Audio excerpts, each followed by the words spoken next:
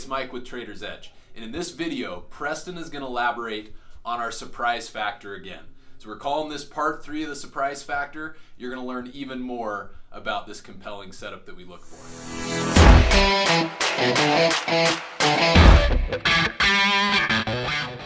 Favorable news that I love to see after I'm in a money press.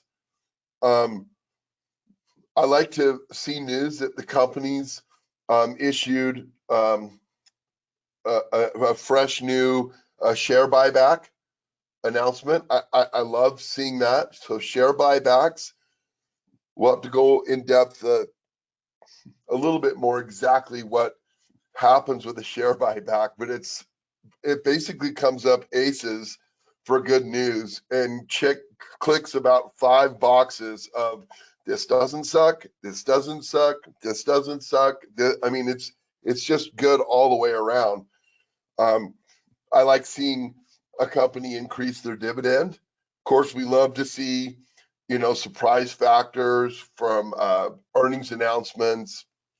Yeah, those are things that we like to see. I could care freaking less about upgrades from the analyst cartel. And in fact, I even like trading.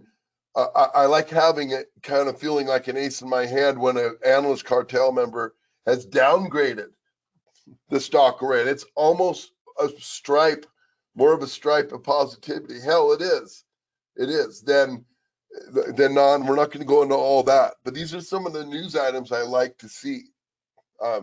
What don't I like to see? Well, one thing, and you won't hear this too often, is I don't like to see any headline where the CFO has decided to resign and to spend more time with the family. I do not like that headline, among others. I don't know if you want to have, if you had any idea to add to that little pile, Mike. No, I mean, earnings revisions, good or bad, you're going to have a reaction, especially before earnings hit. Oh, yeah. Yeah, well, and look, there's tons more we don't like to see. For an uptrending stock, we've talked about the 30-day low, forever and a day, and the ultimate extreme, the 30 and 30 golden rule. If that's broken, I say what we do is let's head through. It looks like my screen is showing.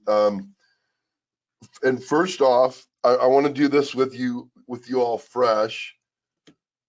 Just go over to investors.com. And by the way, they've had in there, they have this little summary right here, and you found it traditionally in the paper, in the actual paper we used to hold in our hands.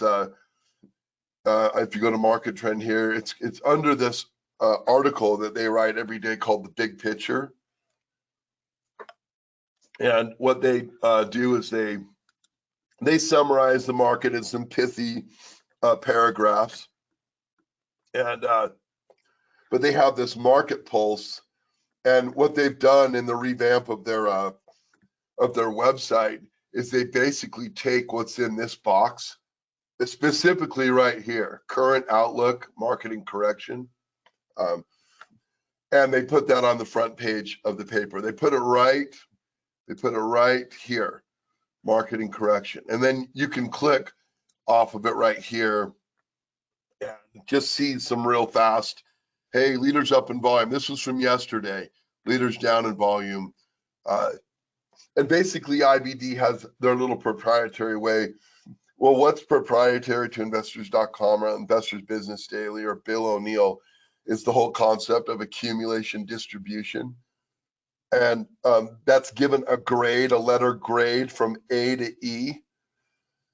A is accumulation, E is distribution, everything in between, C is neutral. And basically IBD on a shorter term basis is watching how many distribution or accumulation days have added up in this specific window, in this trailing window, right? Because we can't go forward. And if enough distribution days start to outnumber all the other ones. Well, then they change this market pulse. They adjust the market pulse. So right now there's been an overwhelming number of distribution days. And it's funny because, well, it's funny to me, and that's not funny, but it's just interesting that you can call it the market, but anymore, it seems like it's such a split between technology, specifically high, technology, computing technology, and biotech over here, and cloud and all that stuff, AI, and then you've got your industrials and this whole other just split almost market, and we see it almost every day. We're seeing it today on a minor way. The Dow's up and the Nasdaq's down. So what is the market? I would imagine that the S&P 500 is more in the middle there. But anyway, these are things I like to check in the mornings. I love visiting investors.com, and I love coming down here on Stocks on the Move and just getting an idea. Just seeing that the leading name here, and maybe they announced earnings, but Martin Transport, I mean, that's a trucking company. We see JB Hunt trucking, and so there's transportation stocks. So I noted that DocuSign, after yesterday's close, was set to announce earnings. This is obviously the reaction to the DocuSign earnings right here. Probably look at that for most likely a potential demise. I would have to think that that's a 52-week low. Here's Rivian. Remember they jumped in with their IPO and they have the electric trucks, and Amazon laid down an order of 150,000 and everything was great. And in 4 days, their stock grew to be worth more than GM and Ford combined.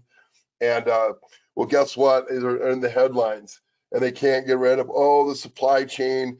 Oh, these are going to cost a lot more. People that have their orders in are pissed. And, Elon Musk was driven to sleep in his office for about 9 months when they had the problem of trying to make their product. If they couldn't make it fast enough. And so welcome to the club, Rivian. That's the club you're in right there.